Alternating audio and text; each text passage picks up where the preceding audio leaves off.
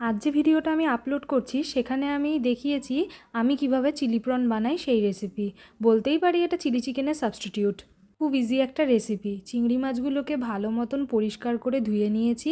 কিছুটা পরিমাণ হলুদ, লবণ আর সামান্য একটু গোলমরিচের গুঁড়ো, এক টুকরো লেবু, প্রয়োজন মতন আদা রসুন গ্রেট করে নিয়েছি। সব কিছু সামান্য একটু সয়া সস দিয়ে মাখিয়ে রেখে দিয়েছি। এদিকে কিছুটা পরিমাণ পেঁয়াজ ক্যাপসিকাম ডাইস করে কেটে নিয়েছি আর আদা রসুন কিছুটা গ্রেট করে নিয়েছি।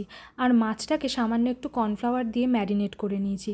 আর একটা বাটির মধ্যে soya sauce, red chilli sauce, green chilli sauce, Schezwan sauce আর কিছুটা পরিমাণ টমেটো কেচাপ ভালো করে জল দিয়ে গুলে একটা পেস্ট বানিয়ে নিয়েছি।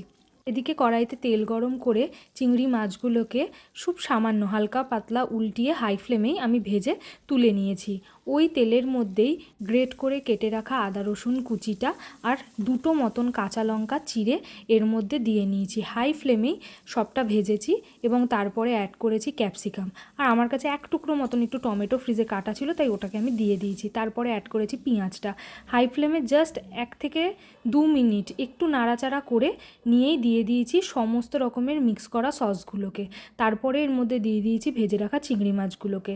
তারপরে বাটি ধোয়া সামান্য একটু জল দিয়েছি আর কোয়ান্টিটিটা নিজের মতনই মাপ করে রেখেছি। তারপরে ঝোলটা একটু ফুটলেই তার মধ্যে স্বাদ মতন চিনি, লবণ ও কিছুটা পরিমাণ গোলমরিচের গুঁড়ো দিয়ে ভালো মতন করে মিক্স করে নিয়েছি।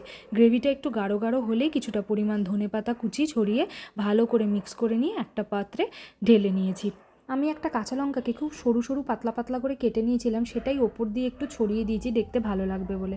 তারপর নাড়িয়ে চাড়িয়ে এদিক ওদিক করে অনেকভাবে ভিডিও মেরে তুলে নিয়েছি। ব্যাস রেডি হয়ে গেছে চিলি প্রন। আমি রুটির সাথে খেয়েছিলাম রাতের বেলা ডিনারে। জাস্ট অসাধারণ লাগে, একবার অবশ্যই ট্রাই করে দেখো।